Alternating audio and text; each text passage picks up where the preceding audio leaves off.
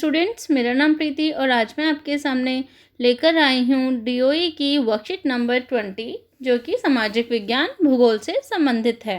तो सबसे पहले प्यारे बच्चों, आप सभी अपना यहाँ नाम और यहाँ अपनी कक्षा अध्यापक का नाम लिखना ना भूलें। आज का विषय है बच्चों वायु। तो चलो आज की वर्कशीट को शुरू करते हैं। जल पृथ्वी एवं विभिन्न जलाशयों से वाष्पित होता है तो यह जलवाष्प बन जाता है।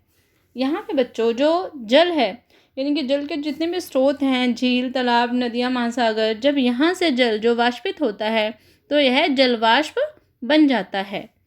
वायु में किसी भी समय जलवाष्प की मात्रा को आर्द्रता कहते हैं। यानी कि बच्चों वायु में किसी समय जो जलवाष्प की जो मात्रा होती है उसको हम आर्द्रता कहते हैं। जब वायु में जलवाष्प की मात्रा अत्यधिक होती है तो उसे हम आर्द्र दिन कहते हैं। यानी कि वायु में जलवाष्प की मात्रा जब बच्चों अधिक हो जाती है तो उसको हम आर्द्र दिन कहते हैं। जैसे जैसे वायु गर्म होती जाती है इसकी जलवाष्प धारण करने की क्षमता भी बढ़ जाती है और इस प्रकार यह और भी अधिक आर्द्र हो जाती है। 8 दिनों में कपड़े सूखने में काफ़ी समय लगता है एवं हमारे शरीर से पसीना आसानी से नहीं सूखता और हम असहज महसूस करते हैं। आप सभी बच्चों ने फील किया होगा, गर्मियों में एक मौसम आता है जिसको हम ह्यूमिडिटी भी बोलते हैं या फिर हम उसको आर्द्र भी बोलते हैं।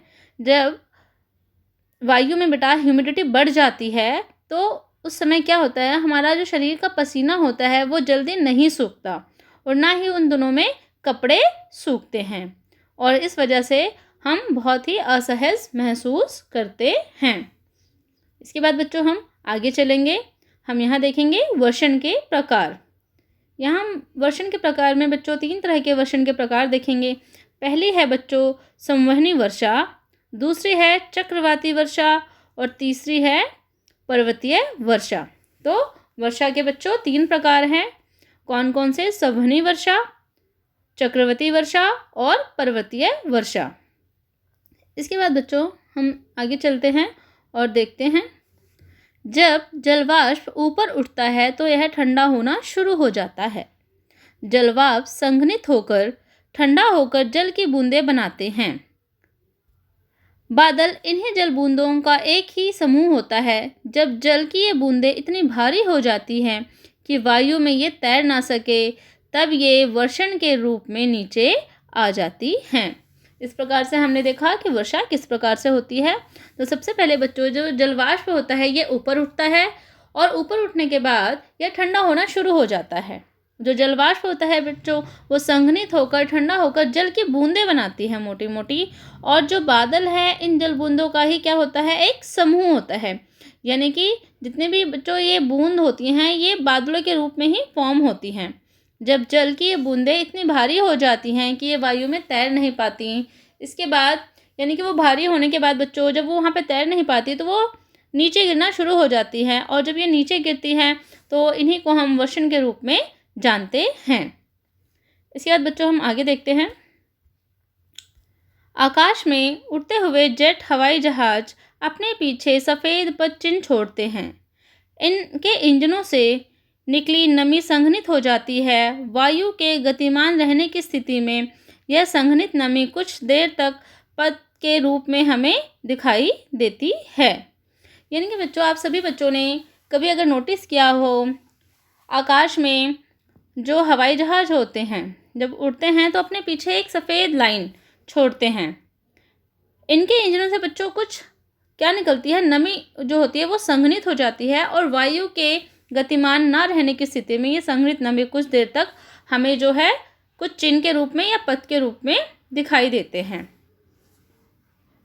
नेक्स्ट है बच्चों पृथ्वी पर जल के रूप में गिरने वाला वर्षण वर्षा कहलाता है। यानी कि वर्षा किसको कहते हैं, जब पृथ्वी पर वर्षण के रूप में हमें जो बूंदें गिरती हैं उसी को हम वर्षा कहते हैं।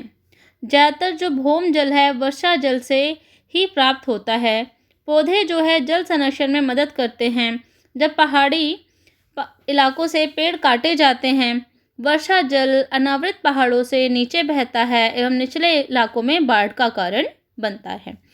इस पॉइंट्स को हम बच्चों बहुत ध्यान से पढ़ेंगे। सबसे पहले बच्चों देखो, पृथ्वी पर जल के रूप में गिरने वाला वर्षण, यानी कि जो ऊपर से आकाश से जो भी हमें वर्षण जो यानी कि बूंदें गिरती हैं, उसी को हम वर्षा के नाम से जानते हैं। और जितने भी बच्चों भौम जल है, यानी कि भूमि पर जो जल है, वर्षा जल से ही हमें प्राप्त होता है। यानी कि जब वर्षा होती है तभी हमें भौम जल जो है, यानी कि जो हमारे तालाब हैं, नदियाँ हैं, हमें ये प्राप्त होता है। और जो बच्चों पौधे हैं जल संरक्षण में मदद करते हैं, यानी कि जल को बचाने में मदद करते हैं। जब पहाड़ी इलाकों से पेड़ काटे जाते हैं, पार्श्वों से पेड़ काटे जाते हैं, वर्षा जल अनावृत पहाड़ों से नीचे बहता है और निचले इलाकों में बाढ़ का कारण बन जाता है। पौधे जल जीव जंतुओं के जीवित रहने के लिए बहुत महत्वपूर्ण हैं। आप सभी बच्चों को पता है कि पौधे जो हैं, चाहे वो जीव है, चाहे जंतु हैं, चाहे मनुष्य हैं, सबके जीवित रहने के लिए बहुत महत्वपूर्ण हैं। इससे धरातल का ताज़ा जल प्रदान होता है। यदि वर्षा कम हो तो जल की कमी तथा सूखा हो जाता है। सभी बच्चों को पता है आजकल बच्चों पानी की बहुत कमी है, तो इसकी वजह से कहीं कहीं सूखा पड़ जाता है। इसके विपरीत अगर वर्षा अधिक होती है तो भी दिक्कत है बच्चों, तो क्या हो जाती है, हमें बाढ़ का सामना करना पड़ता है। इसके बाद बच्चों हम प्रश्नों की ओर चलेंगे। अब सभी बच्चे ध्यान से देखें। सबसे पहला प्रश्न है बच्चों, वर्षा के प्रकारों का वर्णन कीजिए। तो कितने प्रकार के वर्षण हैं बच्चों? आप यहाँ देखेंगे संवहनी वर्षा, चक्रवाती वर्षा और पर्वतीय वर्षा। तो 3 तरह की जो वर्षा के प्रकार हैं ये आप लिखेंगे। फिर है बच्चों, वर्षा के दिनों में गीले कपड़ों को सूखने में अधिक समय क्यों लगता है? वर्षा के दिनों में गीले कपड़े सूखने में अधिक समय क्यों लगता है? क्योंकि वायु में आर्द्रता की मात्रा जो है वो बढ़ जाती है।